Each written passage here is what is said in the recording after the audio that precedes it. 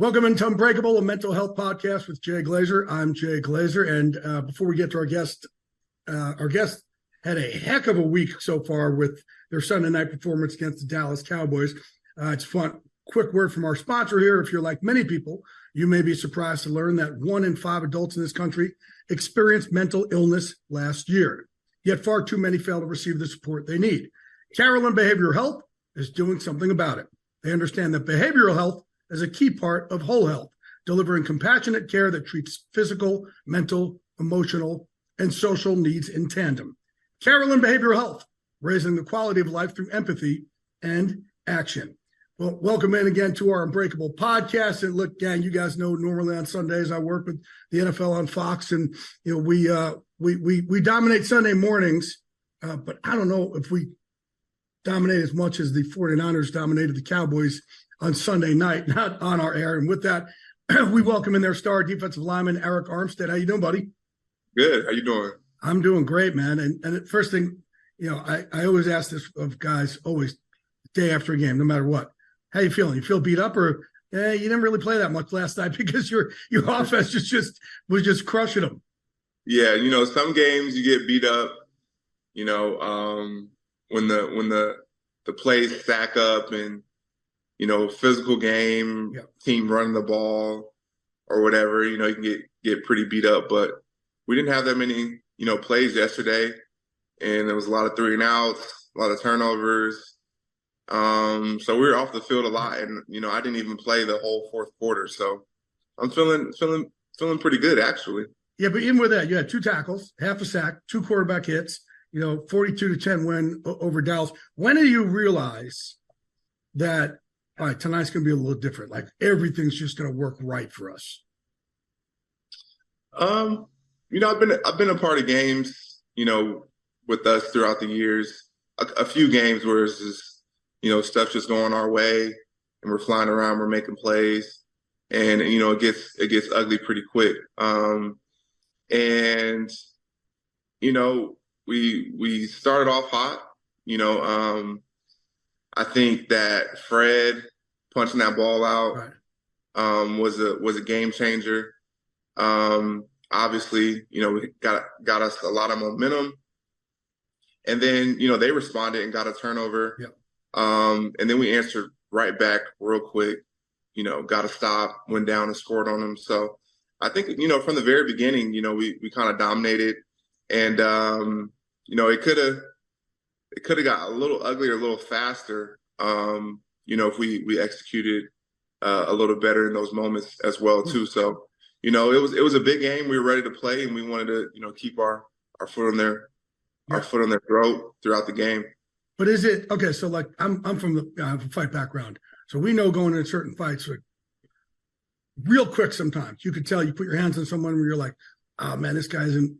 You could tell when somebody else across the news is having an off night, like things just aren't as crisp, they aren't as sharp, and you're also realizing some of the things that you're doing, man. I'm and even like some of you've already fought before, have trained with, like, oh man, I'm taking them back a lot quicker than I normally would. I'm sinking something in a lot quicker. Was it like that for you guys last night? Did you know it, like coming right out of the gates, like, man, either they're flat or we're so much more energized? Yeah. I talked to Trent Williams after the game, and he said, after the first drive, they felt like on offense that, it was over with, that they couldn't stop them. So that's how they felt. Me personally, I'm battling against the offensive lineman. I played against Zach Martin, who's going to be who's a future Hall of Famer the whole game. So, I'm locked in, and we're having our battle of going back and forth. Him trying to block me trying to get around him. So, I was locked in. I was ready to play the whole entire game and just stay locked in. Whenever I play against him, he's an amazing player, and I feel like he brings the best out of me. And I got to stay on my A game. So throughout the game, it was really never I'm just gonna just run through him, the entire game. Where I have played against some offensive linemen, it's like, oh yeah, he can't stop none of my moves. Right. So. Were you guys surprised by anything out there that was a little bit easier to do against Dak, or that you're able to throw him off his game so quickly? In some ways, I think the score was surprising. Mm-hmm. But when you look at the game, like really break it down, we stop the run. That's what we do. Right. We make teams one-dimensional. We were sticky in coverage, and we, forced him to, play quarterback and make some tough decisions, and that led to turnovers. So that was the game plan, really. And I think the score got out of hand. We got a lot of respect for them. We think they have a great team as well too. So the score was surprising, but what we did wasn't necessarily surprising. Because that was the game plan, and we went out there and executed. Hey, the whole Brock Purdy thing is unreal. Like it's one thing about being efficient. And look, if you click with Kyle's a little evil genius. If you click with his stuff, you'll be real efficient, right? But his level is it's ridiculous. I mean, you can't tell me you would ever see that Brock Purdy would have been this. No, I don't think anybody can. To be honest with you, he's been playing phenomenal. I think he should be in the MVP conversation. Yeah. I think we got two guys who should be in the MVP conversation, him and CMC. And he's just playing at a high level. And I think that, like you said, if you're able to understand Kyle and what he wants out of you and where you need to be efficient and deliver the ball and run his offense, you can have some great success. And I think his skill set and his talent, Kyle is really putting that on display, and that's what people are seeing in our games is that efficiency, that decision making, that getting the ball into the playmakers' hands. And man, Brock has been playing outstanding. What does he not get enough credit for? The things that you see, because Kyle also the other day was like, guys, he's not a system quarterback. And what does he not get enough credit for? Well, I think if you look at where people get drafted in the NFL and how they start off their career, that can do, kind of good and bad. So, how you're perceived, if you're perceived as a super talented guy because you were a first-round pick, or you're perceived as a late-round guy who's a hard worker who had to overcome. And so I think where he was drafted, if he was a first-round pick, we're talking about him in a completely different kind of stratosphere. If any other first-round pick was doing this, any other first-round quarterback was doing this, they would be talking about him. He's a second coming. Right. So I think where you're drafted definitely dictate like the narrative on you. And then, just the things I see is his calmness, his moxie, how he carries himself, his poise and his decision-making, I think really, really set him apart. And, he's really just stepped in since day one and kind of been this guy. You know what I like about him also? Like, I started this league in 1993. So I've seen a lot of guys, whether players or coaches, become stars, and they quickly latch on to being famous being more important than being great. Mm-hmm. And I don't see that from him at all. Like, I'm sure everybody in the world's probably throwing things at him to do this marketing thing and that marketing thing and this and that, and it just doesn't seem like that interests him. Yeah, I'll tell a funny story. He had he actually had a huge commercial shoot at the stadium, and it was like they used a lot of our facilities, so guys were coming in, and it messed up our little flow. Right. It was on an off day, no big deal. Right. But he was just like so embarrassed about it, like, sorry guys, like,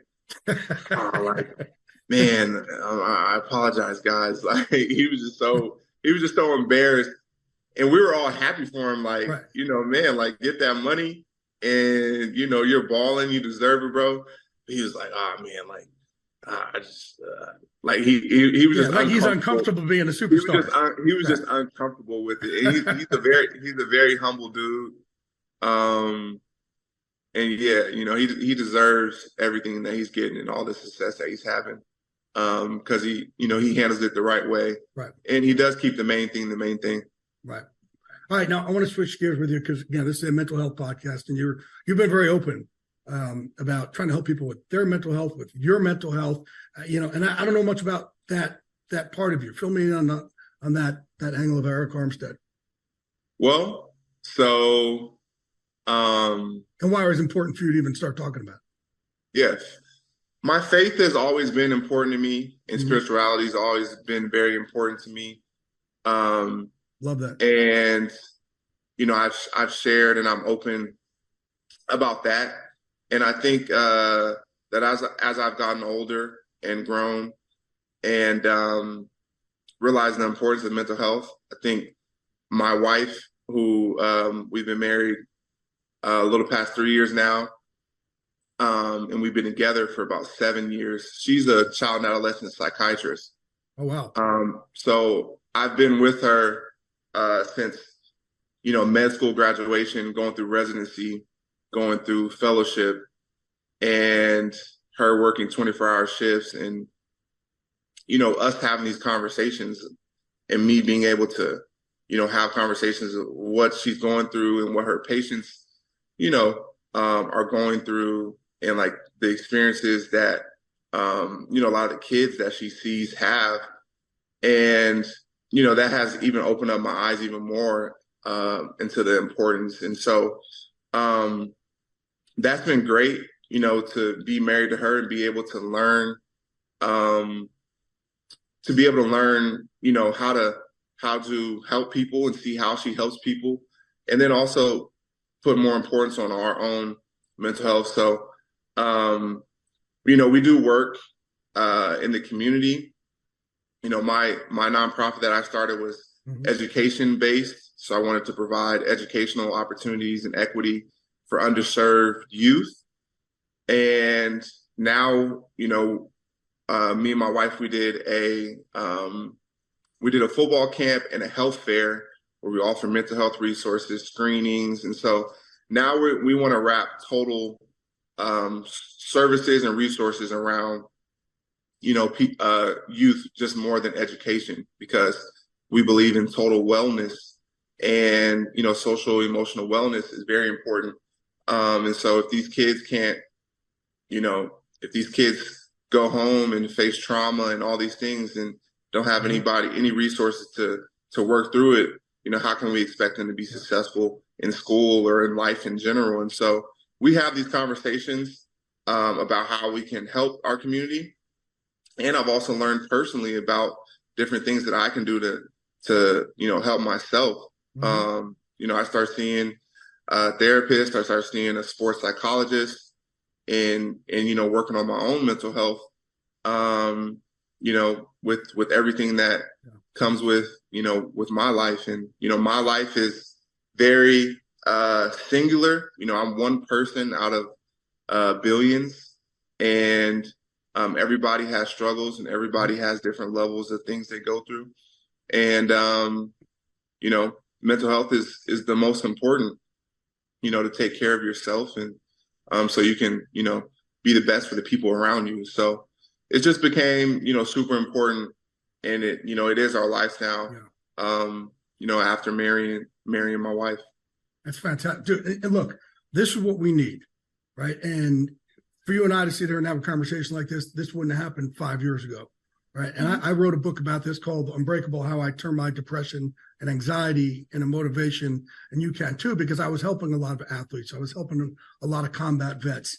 And, one thing we gotta realize, especially as athletes, to get on a level that you're at, you got to be off.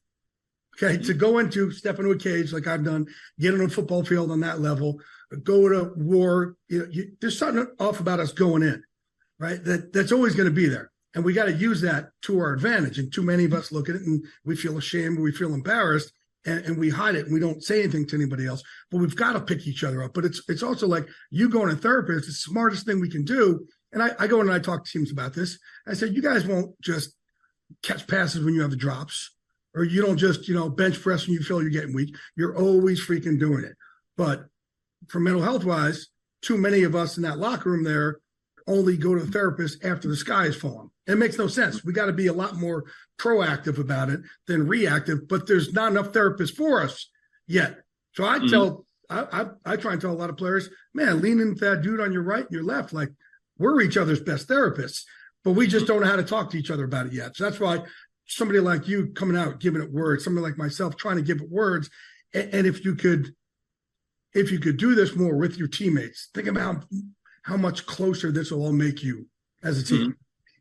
Yeah, I think shared adversity, brings you together, and there's no people on earth who know more about, the life and your struggles than, your own teammates who, we're all going through similar things. And like you said, it's tough. And a lot of times, it might be a little awkward for people to, get into those conversations, but there is a lot of growth and a lot of healing, and can be super helpful to have, those conversations. So, yeah, man, things have definitely progressed.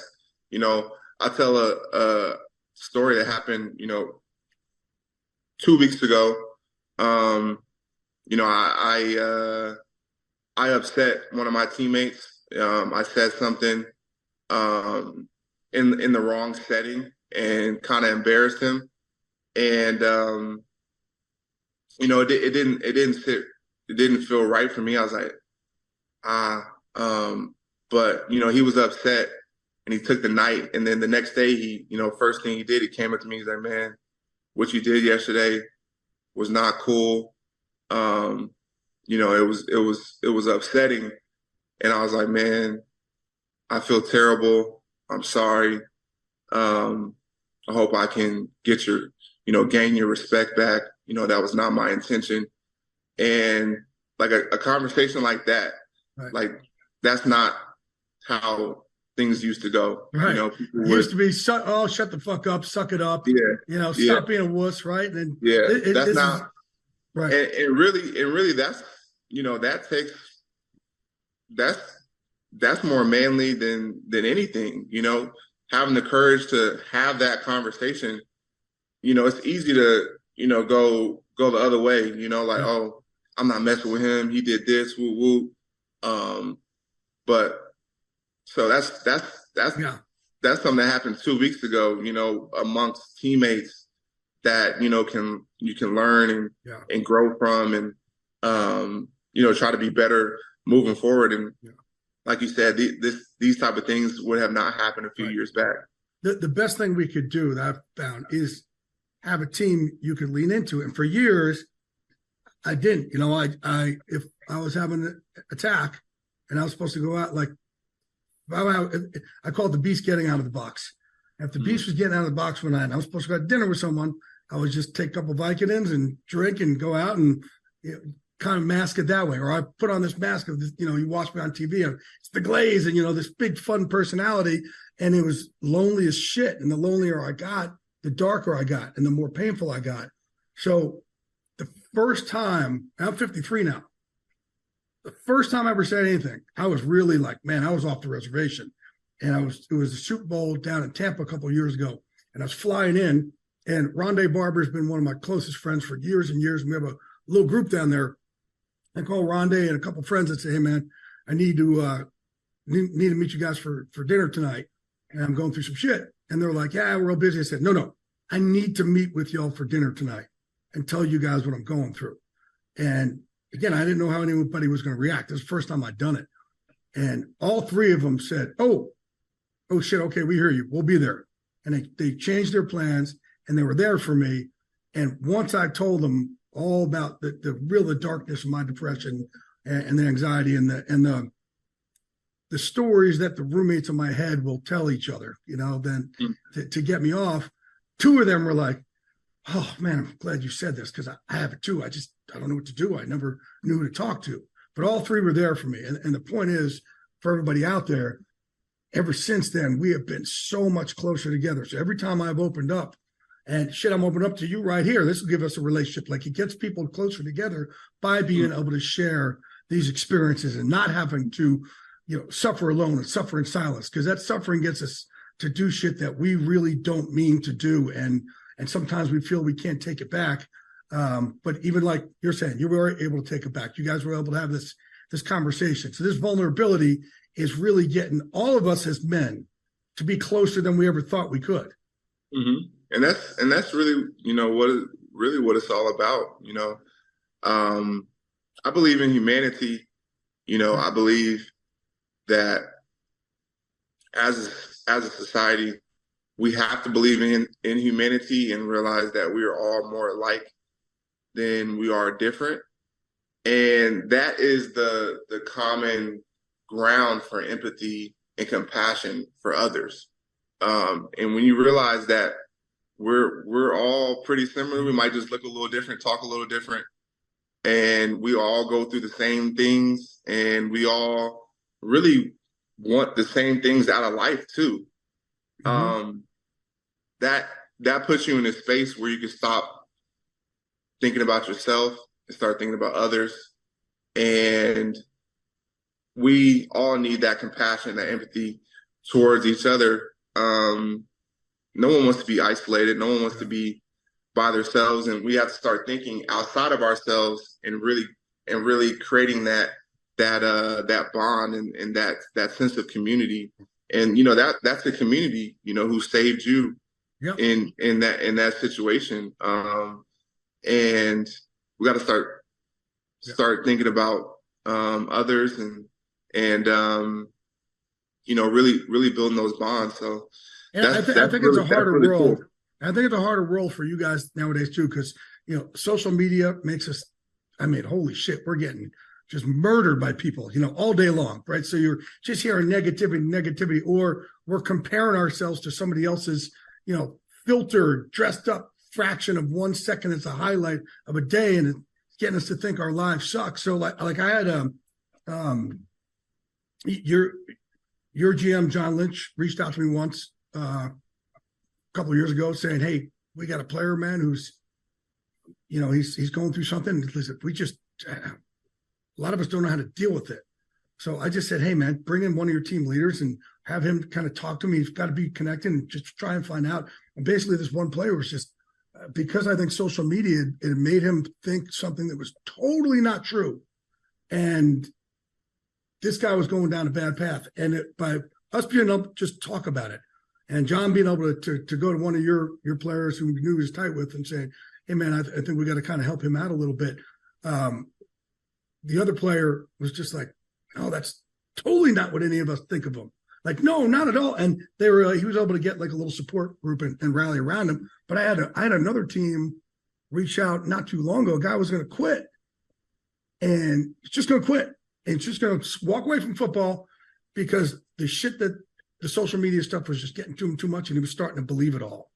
Mm-hmm. So same thing. I said, "Hey, man, bring him in." And I just told this coach, bring him in, man, connect with him, show him that, hey, the stuff you're reading on social media isn't real. What I think about you and what your teammates think about you, that's real. And I think that's, it's harder and harder nowadays because guys go right to their lockers, right? They look right at their phones. So instead of looking at their teammates to their left and right, they're looking at this shit, and they're getting their self-worth by what the social media is telling you. Yeah. And, I think at times everyone at moments can fall, as athletes can fall into that. But I think it's important to find perspective and being grounded in something that is, in your control. For me, it's my faith, always grounded in faith, always believing that, my life is guided by God, and,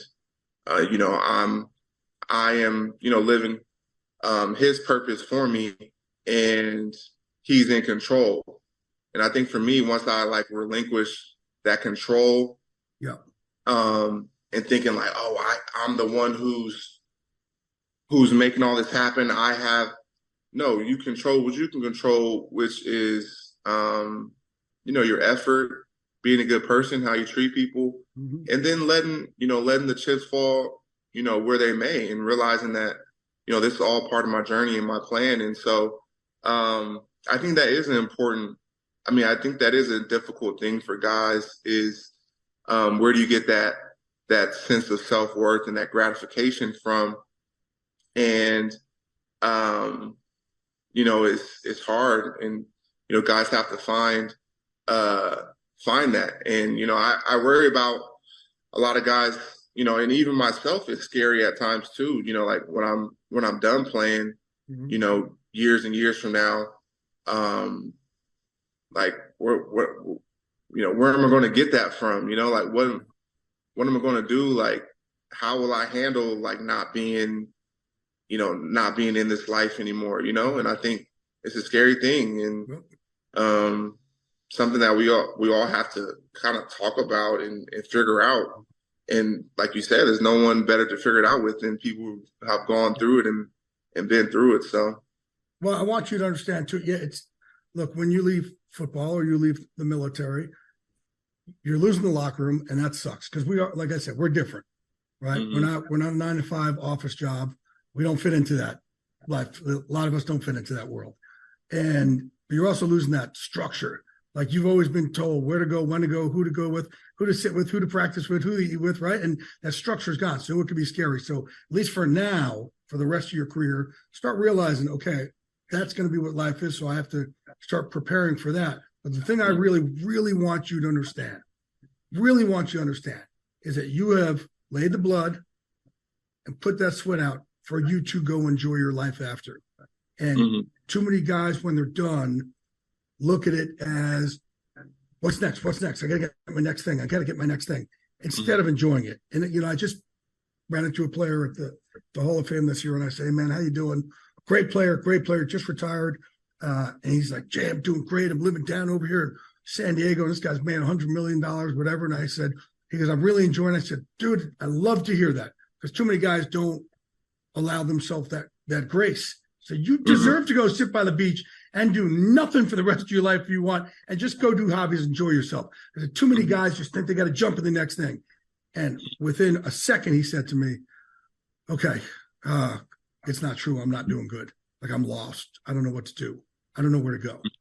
And I was like, hey, dude, just enjoy. Like, train yourself. So right now, start training yourself to allow yourself to enjoy that next step, to enjoy retirement, enjoy whatever you're going to love, that next step. Don't race into, I think a lot of guys jump in and race into their next thing that they're just not going to be happy about when you have a comfortability that you've worked your ass off for so long.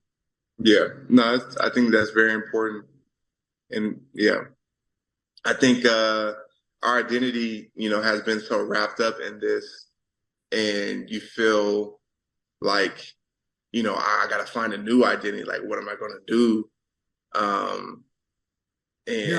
What else can I conquer or be successful in? So I think a lot of guys definitely get wrapped up in that.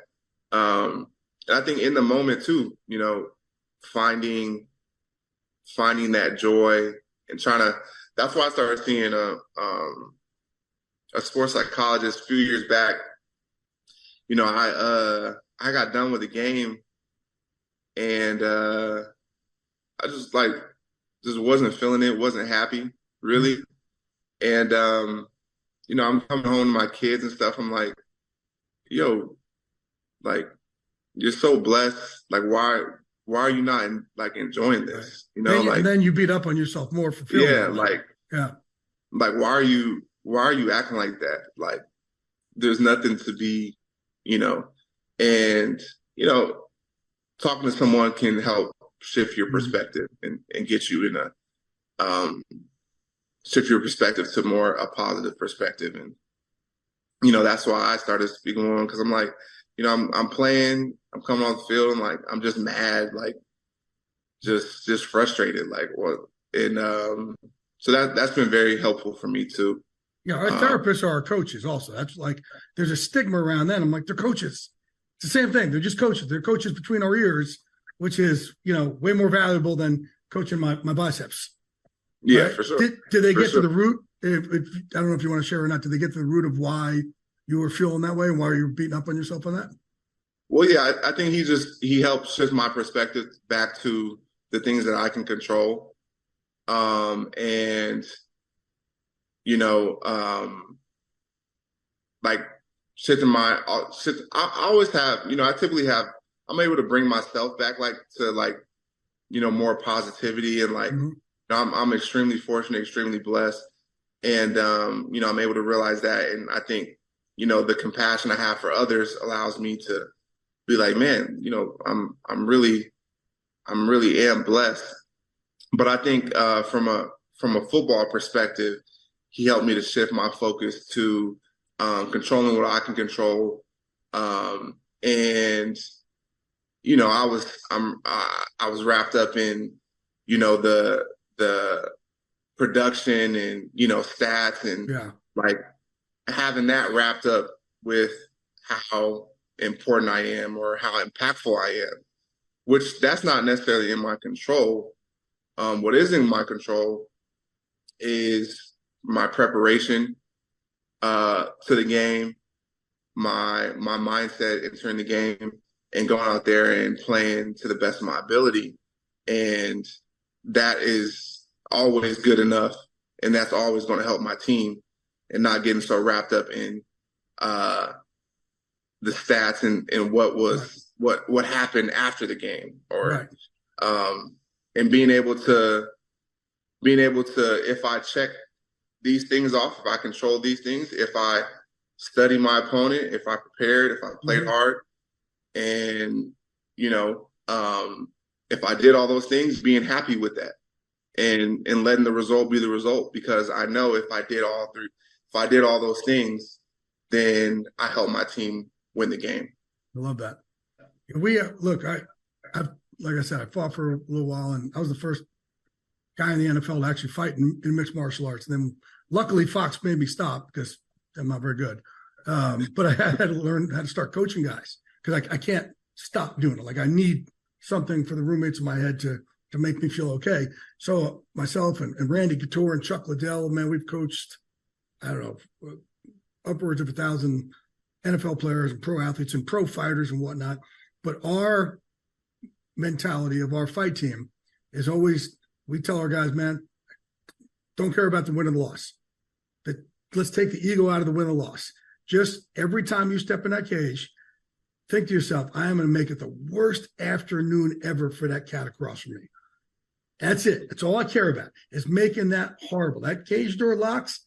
Oh, I'm going to make it so bad for you across from me. You may win, but it's going to be a horrible afternoon for you. And if you can take that ego out of it, it makes you so much more dangerous of a football player or a fighter. And, you know, our fighters, like, shit, Randy was, I forget what his record was 16-10 or something like that. But, you know, I mean, hell, 20 of them were title fights and against guys that were 10, 15 years younger and a lot heavier than him. And it was just, I mean, shit, he was fighting Brock Lesnar one time and he had a torn elbow. I'm like, hey, why don't we pull out of this? He's like, fucking pull out of it. I'm not pulling out of this. He goes, you imagine if I could beat him at 50%? That's all I give a shit about. I don't care if we win, we win. But I want to beat him or slam him at 50%. That makes me much more of a gangster. So if you take that ego part out of it, which is what you're kind of basically doing here, you're taking that ego out of it and just saying, hey, I'm only going to care about what I'm able to put into it, what my preparation is, what it leads to on the field, and the results. Those are the results. And then all of a sudden, if you're not if it's not all just like a result, win-win, it also prevents you from fighting to not lose. That's funny. It's funny you say that because that's been my mentality for football for a long time. You know, I play for a lot of reasons, but probably like from a football pure standpoint, I get the most gratification out of the respect I get from the guy I'm going against. Like yesterday, Zach Martin, a lot of respect for him, came up to me after the game. Man, you don't get the respect you deserve. You're a hell of a player. Man, you're tough. Like that right there is what does it football-wise for me. You know, like making sure that I get that respect and the guy who I'm playing against knows how good I am. And making it a long day for them. And you know, so I've been that way for a long time, and That's funny you say that because I have that same mentality. And we have a lot of one-on-one matchups as Right. O-line, D-line. It's kind of like it's a one-on-one matchup. Yep. Man versus man. So that's really my mentality too when I'm on the field, and I want to earn that respect from my peers. You just try and break that dude across from you every single play, and Mm-hmm. that's the only thing you can control. Hey, tell me about your podcast, Third and Long podcast. So Third and Long, I just launched this season. I have weekly episodes where I'm breaking down our games, talking about some other things going around the league, and I'm trying to bring fans closer to the game. I want to teach them about the game. So we break down film. I talk about the real behind why we won or why we lost. We haven't lost this year, but what really happened in the game. What were the really things that fans don't see with the common eye of why we won the game. And I talk about what's going on, all things Niners, and some things around the league. And I really want to give fans a new perspective of the game. And hopefully my goal is when they're watching on TV, they're not just watching the ball right. and all the hoopla, but they can actually like key in on some things that they want to watch. And like, oh yeah, I see that might be a small thing, but that's a reason why the team is having success or they're not. And so I want to break those things down for fans and give a new perspective on the game. I love that. Yeah, look, it's changed my life. I've obviously being an NFL insider. I started in '93. I was the first minute by minute breaking news guy, and starting in like '99 when that internet thing came out, which I think is going to take off one day. And but I realized, man, these fans, they are thirsty. They want to know. They want to know. And the more we can kind of give them inside information or teach them or educate them, I think the less we'll get stupid Twitter messages like we don't know what we're talking about, right? They do. Exactly. The dude sitting in his mom's basement knows a 3 technique better than you. Like, right. Okay. Right. So I think it's great that you're doing that. But I think they are getting a lot more they have a thirst for more education. So yeah. I'm digging this. Do you have guests on that? We're going to start having guests. Yeah. I'm going to start having some teammates. Well, and you better get my ass on with you. Let's go. Yeah. Let's do it. I want to have some teammates. I want to have some other insiders, talk football. I think that'll be super fun. I want to get some fans on too, hopefully, and have some cool conversations around the game and what's going on in the league. So yeah, we're gonna start having some guests here shortly, probably in a couple of weeks. I'm an insider. You got you want any inside info for me? You have any questions? Anything you want to know? we could definitely chop it up, talk football. I definitely have to get you on there. Definitely, man. Definitely. I like it. Hey, but this conversation is more important. The mental health, 1,000,000%. But it's all more important. It all is. Look, for me, and it seems like for you also, there's a couple things I need. One, I got to be of service, and that helps me between my ears. And you're being of service a lot with all the charity work you're doing. 2, I got to have a team. So I have my fight team. I have my Fox NFL Sunday team. But this is a way of having more teammates too. And by you having your Third and Long podcast, that's a way to build your team also. And 3, laughter is huge for me. So I love talking NFL and fucking around and people sitting there go, well, mental health, it's serious. It is serious. But I got to use laughter to help offset a lot and make sure I don't get so dark. So it's okay. We still have some levity in our darkness. I want my gray. I want to get through my gray to go see the blue. For sure. It's very, very important to have some fun in there, in between too. So before I let you go, last question. I ask every one of my guests this. It's called Unbreakable. Give me your unbreakable moment in life, as in the moment that would have broken you, could have broken you, should have broken you, didn't. And as a result, you came through the other side of that tunnel stronger, and nobody could ever take that away from you. I think for me, um, I think for me, injuries. Mm-hmm. I don't think people understand how injuries weigh on your mental and how depressing they can be. Um, and I battled a lot of injuries, and I battled a lot of, um, people being down on me and talking about me in a negative way. Um, and I really had to like lock in, um, both physically and mentally, and overcome that. I've seen a lot of players just go in the dumps, and Mm-hmm. so college I had injuries, and I was a big time recruit and wasn't necessarily having the success that people anticipated. Was able to overcome that in a moment where I put myself in a position to get into the NFL, and then the NFL too. I was on IR, and really feeling like really feeling bad physically, and just terrible, isolated from the team. Yeah, it's lonely. Uh, You get put over on the side, and yeah, yeah, isolated from the tough. team, and just people talking bad about me, um, saying wasn't nothing, and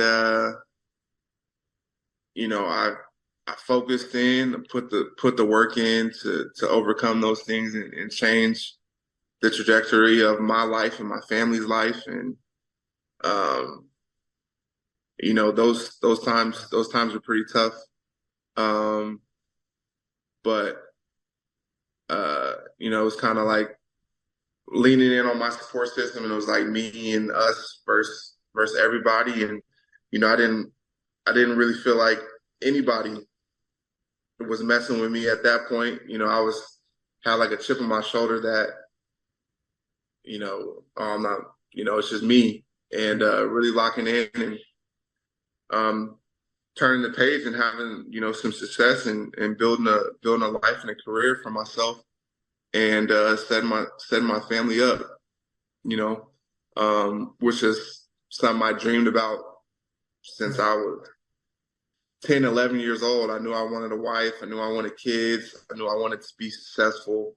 I knew I wanted to um, be a professional athlete, and it wasn't starting off very good, but I turned it around.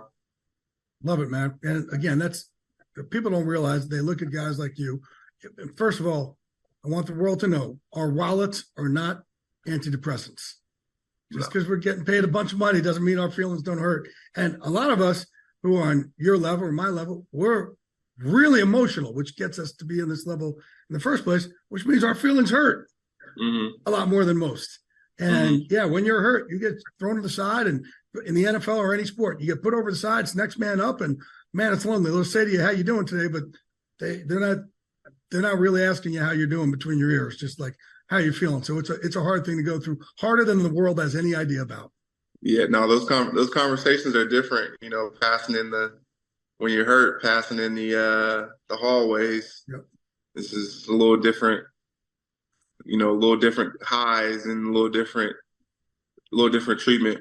Yeah. So, well, I'm proud of you, man, for getting through that. I'm proud of you for your vulnerability. I'm proud of you for what you're doing for everybody else, man. And I know, man, if you throw the work in that you throw in football, your podcast is going to be successful as well, man. Especially when I come on and rock it for you, you'll be great. Yeah, that's gonna be that might be our number one hit. Let's do it, baby. Let's do it, man. Well, I really appreciate you, Arik Armstead, coming off a huge win this week against the Dallas Cowboys, man. That freight train just keeps on rolling, and you're a huge part of that freight train, man. Thank you for joining me, bud. Appreciate you. All right, man. God bless. All right, later. See you later.